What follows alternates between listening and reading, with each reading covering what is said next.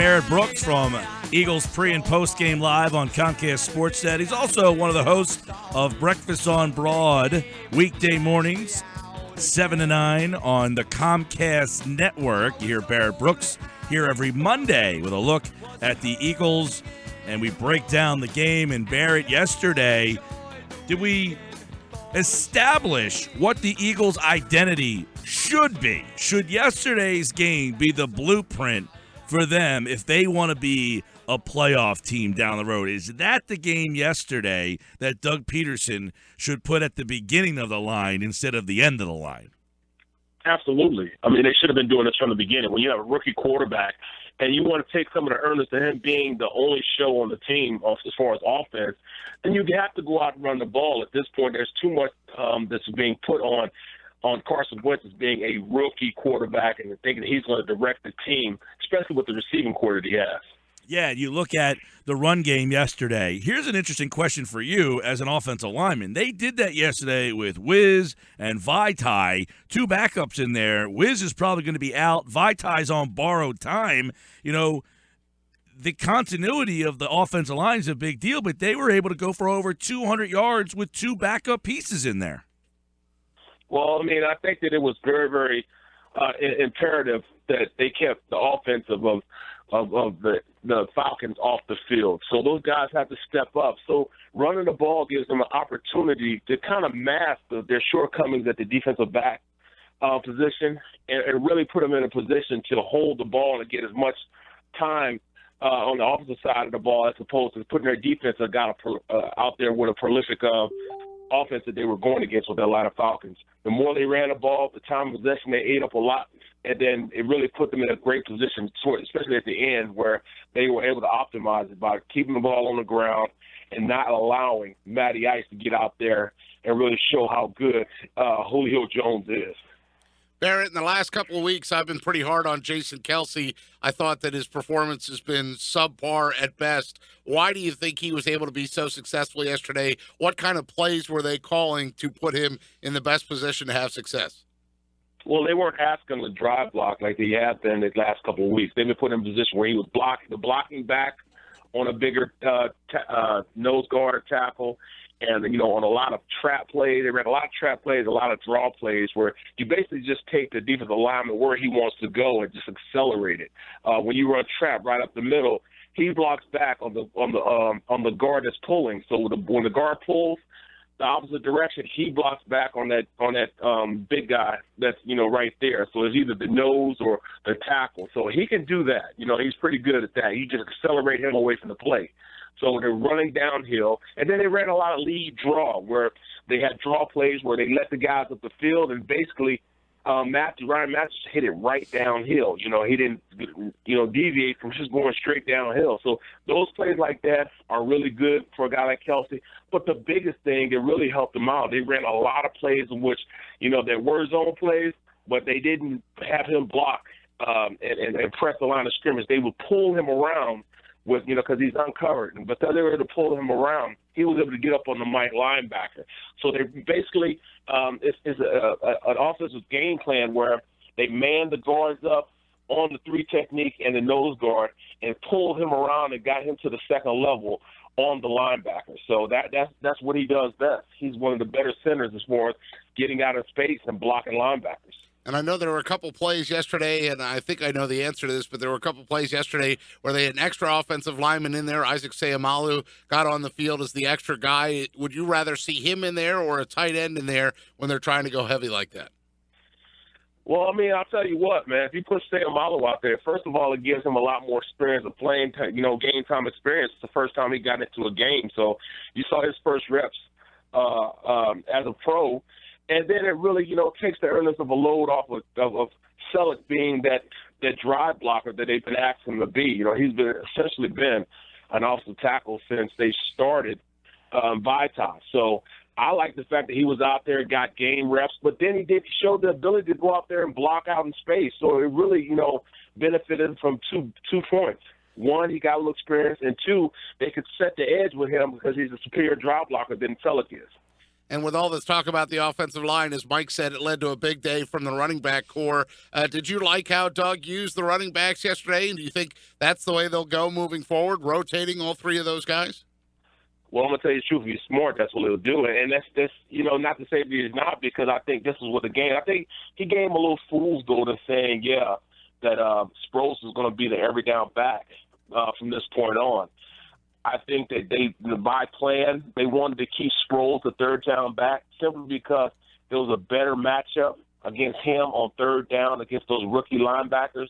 There was a better fit for them to try to cover him, and they just couldn't do it. So it was like taking candy away from a baby when you get Sproles out there running a Texan route or an option route to get the first down on 3rd and 3, 3rd and 4. So that's part of their game plan. That's why they started Ryan Matthews, because they felt as though they could run with those big three techniques that the Falcons had, and they didn't have much lateral movement. So they were going to be there right where they were, and all Matthews had to do was get through the hole and break an arm tackle or two, and he had big yards, over 100 yards yesterday. Yeah, Barrett, this is a situation, like yesterday, by the way, they split the carries between Matthews and Smallwood, kept those two guys fresh, but kind of let them get into a rhythm, then utilized Sproles in the passing game. So I like the way they did that. But ultimately, when you get a toy like Wentz, he's a quarterback at the top of that draft, you want to throw the ball. You want to say, hey, I got a guy at the top of this draft, but they might have to come to terms with right now that, hey, he's not that he's not ready. He could probably, if he had better weapons, he probably would be able to throw the ball a little bit more.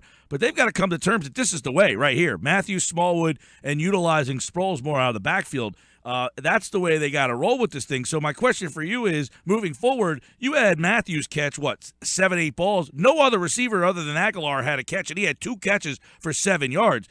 And I know that other teams are going to start to look, so once they start to say, all right, well, this is what the Eagles are doing now, that's where you wonder, can they continue to win if they only get one guy in the passing game involved at wide receiver, Jordan Matthews?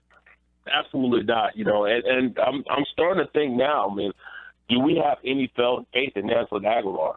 At this point, you're going to see the Carson, if he's smart, he's going to stop going to him. That was a crucial third down drop that he had at the end of the game. It was just a basic slant route. He gets paid to do that, man. He should catch that ball. He should catch that ball 9.5 times out of 10. And the fact that he dropped it, I'm not trying to hear what's behind him.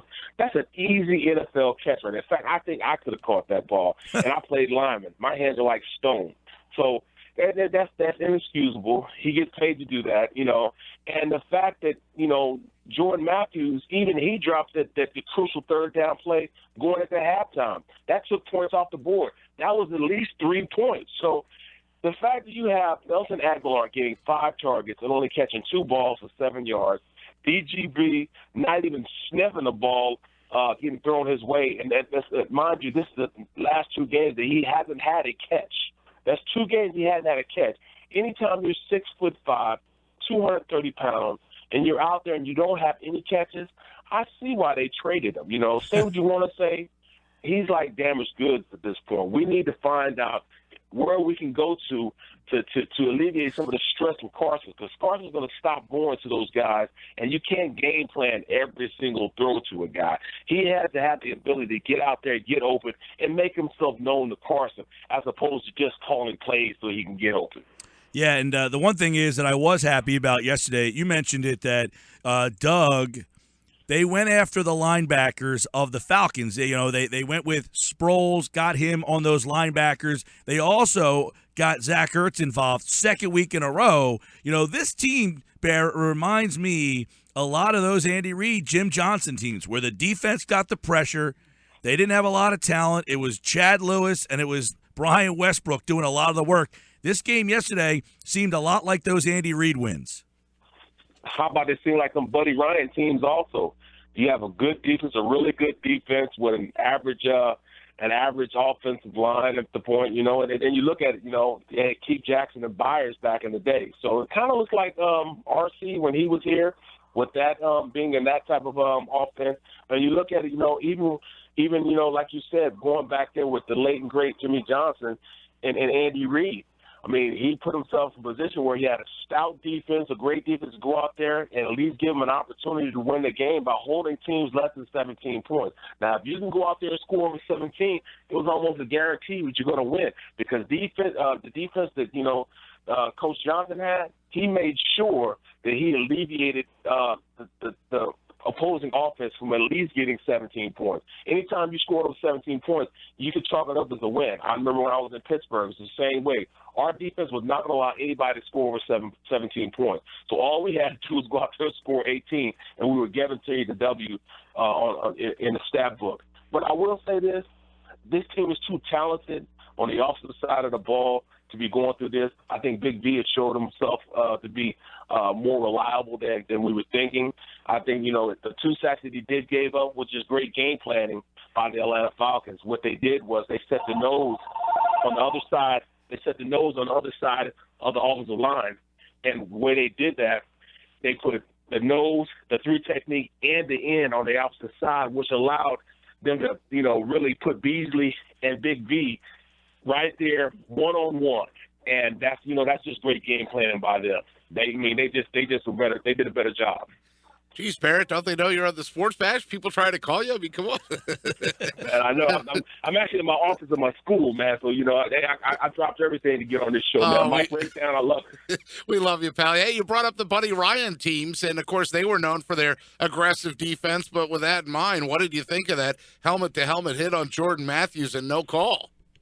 Well, that's definitely terrible. I mean, talking about the officials, even though they're going to fine that young man, and they should fine him for that because he hit him with the crown of his helmet. We're not even talking about the head-to-head contact, but the fact that it's targeting simply because he led with the crown of his helmet. Anytime you do that and he launched himself, anytime you do that, it is a foul, like it or not. So that's the problem. They didn't call the play. It should have, gave them a first. It should have given the Eagles a first down, and he should have been called on that play. He will get that FedEx in his locker within the next couple of days, saying his check is going to be at the very least, $7,500 lighter with that hit. Yeah. So you think that Matthews will get fined for his comments after the game? Is what you're saying? No, I'm saying the gentleman that hit him with the crown. Oh, okay. Even though they didn't give him a call, they're going to look at that, review it in the office, and going to fine him for that because he led the crown of his helmet and he launched himself. And also, Jordan Matthews is also going to get a fine where his check is going to be at least $5,500 lighter, simply because the climate right now that they can't get it right as far as officiating, and they're trying to take as much as they can away from that light. And he didn't do himself any justice by saying that they missed a good game. So I like the comeback.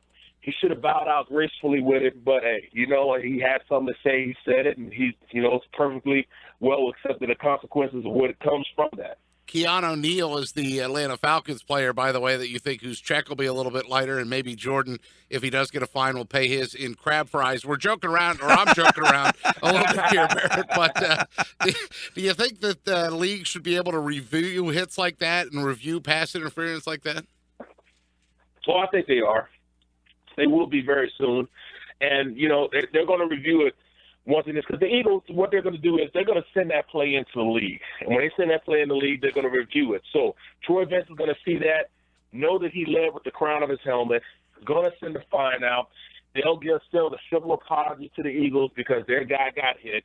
It's really like a messed up situation because both sides will get fined.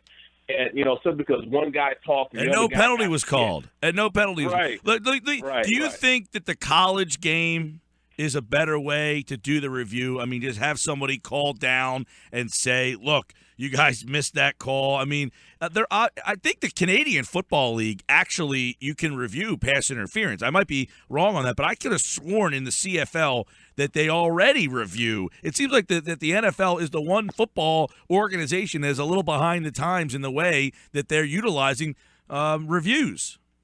Well, I mean, it doesn't make sense because these guys are supposed to have all these safety-conscious rules, and, they're all about safety when you can't even review a hit like that. It doesn't make much sense to me. And, at this point, the league is really falling short of really what they want to do, period.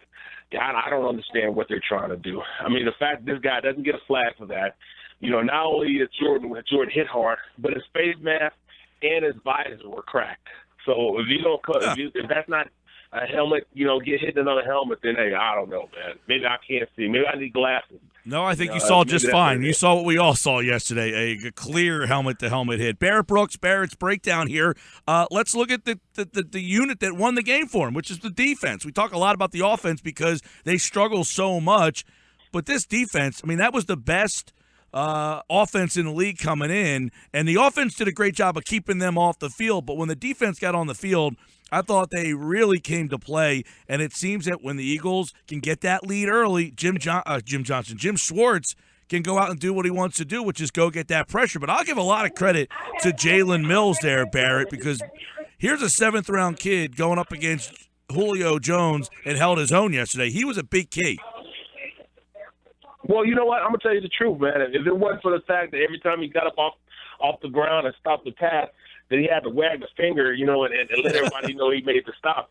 Act like you've been there before. I understand, you're a 7th-round draft choice. You want to make big plays. You want everybody to see you to make big plays. We see it. You don't need to remind us of it. That's number one. Number two, he's very aggressive, especially considering the fact that he's not a fast guy. So I like his aggressiveness. I like the way he went out there and played the game. They know they were going to have to use him early, and he's it's paying dividends for him. He just needs to act like he's been there for a while, been there before, And then at this point, they're going to have to start working other guys there. C.J. Smith is going to have to step up a little bit. Grimes is going to have to play a little bit. At this point, they're withering down to next to nothing as far as defensive back. I bet they're missing Eric Rowe right now. So yeah, it's a situation where they're getting thin back there. This, the war of attrition is starting to get out of their favor. I tell you what, what's his name? I forget the other corner's name that came in and got roasted on a double move. Oh, my goodness. Leotis McKelvin. Leotis McKelvin. I don't know, man. I mean, he's got to get healthy. He's just got to get healthy, man. In order for him to be out there, he's going to have to be healthy. Even though, he had to pick to win the game. He's not healthy enough really to be out there. And he'll tell you, too, man. He didn't expect to play yesterday. His hamstring is really bothering. When you have that hamstring like that, you can't turn it over. You can't get their legs going. You can't get that speed that you need to play out there in the corner, especially against guys like Julio Jones. So I give him the utmost respect for going out there and competing, considering the fact that he's not healthy and he shouldn't be out there. Big ups to him for going out there and being competitive. But they really put him in a bad position out there, especially being unhealthy with a hamstring like that. You're on an island out there, and it's hard to really go out there and run with guys, especially with a hamstring. Barrett, I know we're about a week away from Seattle, but give us a little, insight on what it's like, making that trip out there and playing there and why this is a huge challenge. Road games are tough to begin with, but going from Philly to Seattle is one of the longest trips in this league you can make. Just give us, the fans, a little insight on what it's like playing, out there on the West Coast and why that's a little different and even a bigger challenge than playing elsewhere. Well, first of all, it's the 12th man out there, and they actually have that in the stadium, the 12th man. It gets so loud out there, and it really puts your offensive line at a disadvantage because you really can't hear what somebody's saying to you 6 inches from you, let alone hearing the snap count or hearing the play that's being called in the huddle. So it really puts your offense at a disadvantage. That's one of the true advantages that an offense has on the defense, the fact that they know the play and know where it's going, and then second, the snap count, they can get off a little sooner than defensive guys. Well, that totally alleviates one of those, and the fact that you cannot hear the snap count. So they'll get off exactly the same time as the defenders get out. Number two, that crowd emotion really gets you to put you on a high when you're out there and they're your people out there, just like coming to the Eagles. They're 4-0 here at the Vets. That's because, those fans get rowdy. I mean, 5-0, those fans get rowdy. So that just gives you an added burst of adrenaline going out there and playing when your fans are out there, crying out your name. So that's definitely a distinct advantage. So I don't know, man. It's going to be tough, especially with the defense they have. Bobby Wagner, that guy can run sideline to sideline as good as anybody. He's very, very aggressive. The fact, they have, one of the premier secondaries in the league, and we already have receivers that don't know how to catch. So it's going to be tough. It's definitely going to be tough. Cam Chancellor can cover anybody. He's going to be down there, and he's going to get the task of covering Zach Ertz, who's been playing pretty good the past 2 weeks. So the matchup isn't one that it looks good with the Eagles, but, hey, they're in a place right now that they're playing well. If they can run the ball, they have a legitimate shot. Barrett, before we let you go, how does that silent count work? Because we see Wentz clapping a lot, and what does that stuff mean? What's happening there in a silent count? Does the clap mean anything? Yes, it does. What it does is it gives you an accurate assessment on when the ball is going to be moved. So, as an offensive lineman, you see the quarterback when they slap the ball, that carries a little louder than your voice. So they use the clap in order to get the snap count to the guard, and then the guard turns around and taps the center. Everybody's then looking at the ball. So at first they're looking at the defense. Once they look at the defense, he claps. Now everybody concentrates on the ball. Once they concentrate on the ball, they can either look up once and snap it, and that means it's on one, or if he looks up twice, it's on two, and then he snaps it. So all that, has to be practiced inside of, a place where there's a lot of noise, where they can get game-type situations as far as not hearing. So I'm sure Coach will put them in the indoor, crank up loud music as loud as they can so they can hear, so they can get the rhythm of the snap count so it won't be as bad when they get out there to Seattle. No, that's Barrett's breakdown right here on the Sports You Bash. can only get that from Barrett, baby. Yeah, so make sure you'll probably pay a lot closer attention to that on Sunday at 4:25. You'll see Wentz clapping up a storm out there in Seattle against the Seahawks. Barrett's breakdown here on the Sports Bash, and of course, look for Barrett tomorrow morning on Breakfast on Broad, starting at 7:00 on the Comcast Network, and before and after every Eagles game on Eagles pre- and post-game live on Comcast Sportsnet. Barrett, have a good week, pal. Take it easy, guys. Appreciate it. Pete, Mike, appreciate it, man.